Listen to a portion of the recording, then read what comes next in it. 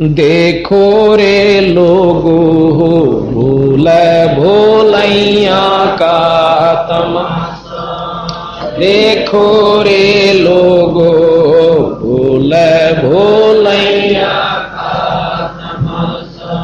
भाई बालापन में ज्ञान नहीं था, जवानी में ओढ़ा खासा रे। बालापन में ज्ञान जवानी में ओढ़ा खासा, काल बलि का लगा जपेटा तेरे ओई सांस न सांसा।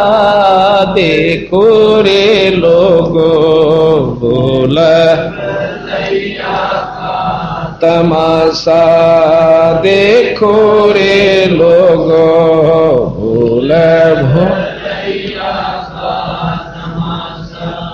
जीव इतण माता रोवे बैण रोवे दस मासा रे। जीव इतण माता रोवे बैण रोवे दस मासा, तेरा दिन तेरी तरिया रोवे फेर करे गरवासा।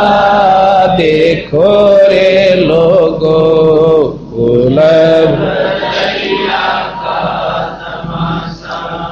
देखो रे लोगो भूल भोलैया का बोझा पकड़ तेरा भाई रोवे, शेष पकड़ तेरी माता रे। बोझा पकड़ तेरा भाई रोवे, शेष पकड़ तेरी माता, चरण चपट तेरी तरिया रोवे, तोड़ चला क्यों नाता। देखो रे लोगो भूल देखो रे लोगो भूल भोलैया। डोडी तक तेरी तरिया का नाता, फल से तक तेरी माता रे। डोडी तक तेरी तरिया का नाता, फल से तक तेरी माता। मरकट लग ये लोग नगर के, फिर हंस अकेला जाता। देखो रे लोगो बोल देखो रे लोगो भूल भोलैया। आड जल जो लाकड़ी रे, केस जल जो घासा। आड जो लाकड़ी रे, केस जल जो कंचन जैसी काया जलगी, कोई न आया पासा। देखो रे लोगो भूल तमाशा, देखो रे लोगो भूल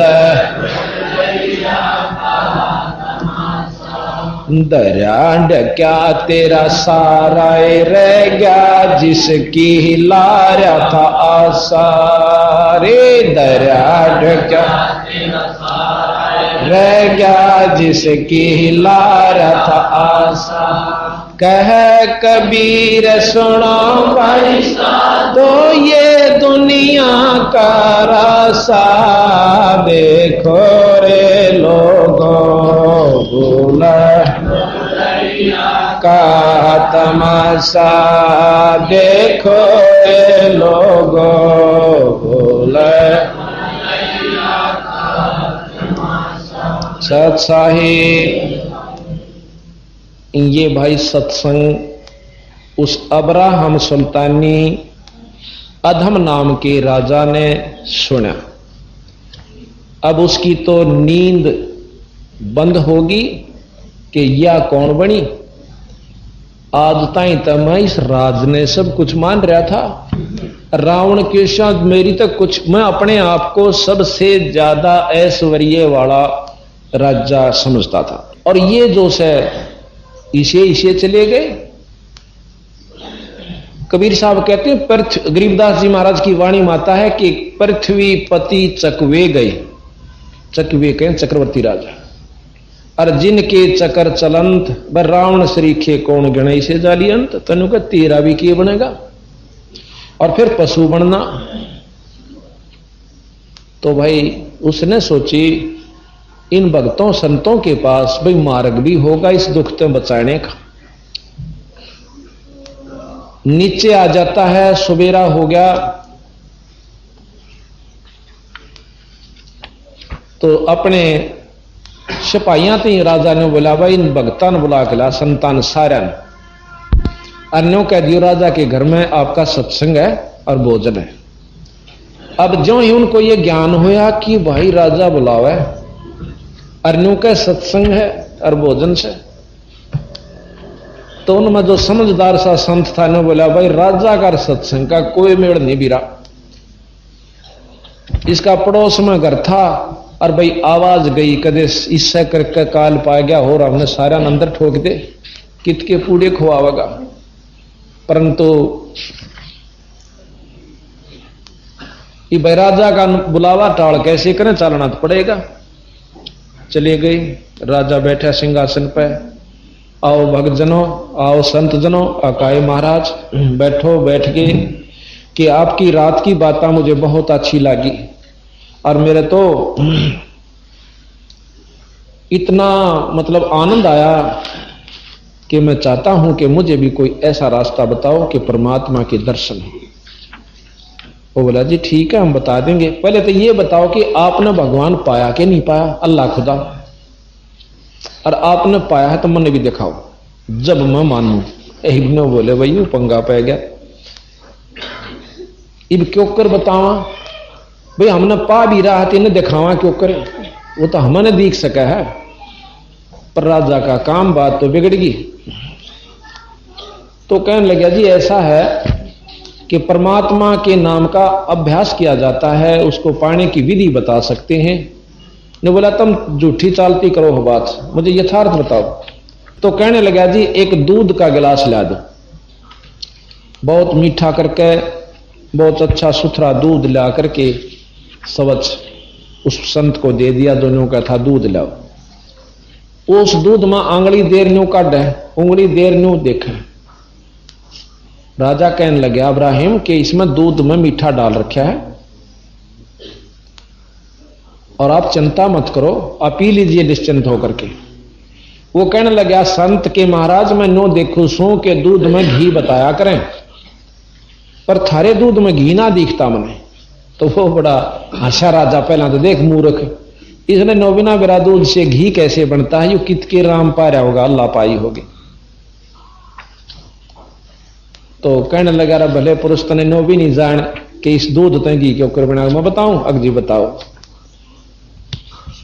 कि पहले इसको गर्म किया जा, फिर ठंडा करके जमाया जा, थोड़ा थोड़ा गर्म रह जा, जो जामन लाया जा और फिर इसको बिलोया जा जब दही बन जाए, और उसके बाद